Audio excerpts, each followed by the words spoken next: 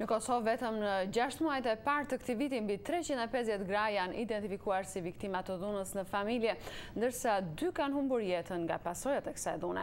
Këto të dhëna u bën të ditura në veprimtaritë që organizuan sot me rastin e ditës ndërkombëtare për eliminimin e dhunës ndaj gruas.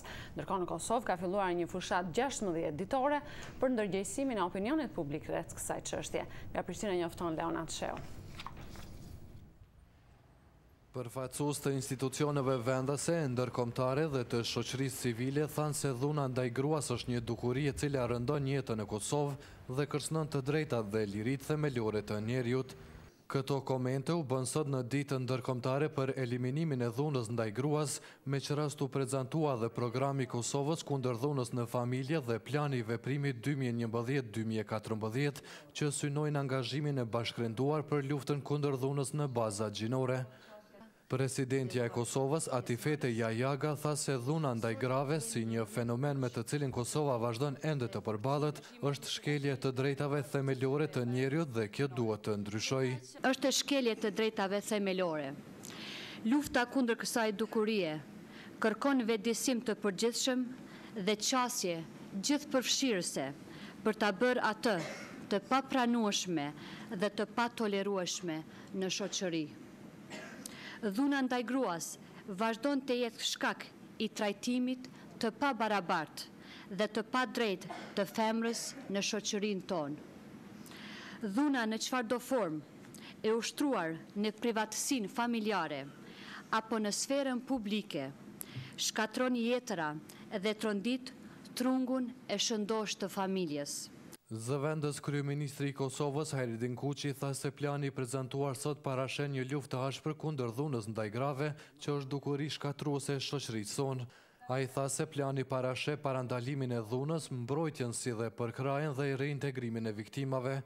Ai e cilësoi tragjik faktin se gjysma e rasteve të dhunës të paraqitura në polici kanë të bëjnë me dhunën në familje dhe se gati të gjitha këto raste të paraqitura janë të drejtuara ndaj grave apo fëmijëve.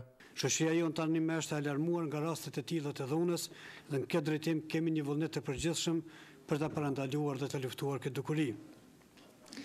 Piknisja çdo gjëje, edhe në këtë rast është vullneti i shoqërisë për të nisur drejt luftimit të kësaj dukurie. Andaj sot ndonse me keqardhje që kemi një prani të tillë në shoqërinë tonë, po ashtu shpreh edhe vullnetin dhe shpresën tonë që qeveria, shoqëria civile, organizatat ndërkombëtare, po dhe ashtu organizatat vendore janë të angazhuara maksimalisht për të luftuar këtë fenomen. Programi i Kombeve të Bashkuara për zhvillim në Kosovë në bashkëpunim me koalicionin e stërheimorëve të Kosovës filluan sot një fushatë 16 ditëshe të aktivizimit kundër dhunës ndaj grave. Zëvendës ambasadori amerikan në Kosovë, Michael Murphy, tha se këto 16 ditë janë një mundësi për ripërkushtimin ndaj çlirimit të grave nga ankthi i dhunës.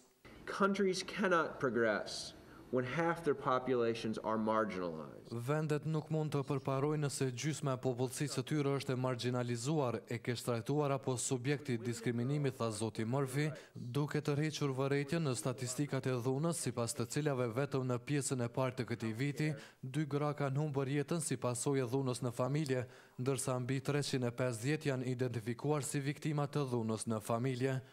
Por këto janë vetëm rastet e raportuara në polici. Veprimtarët humanitar shprehen të shqetësuar se numri atyre që nuk raportohen kurrë mund të jetë shumë më i lartë. Për Zërin e Amerikës, Leonat Sheu, Prishtinë.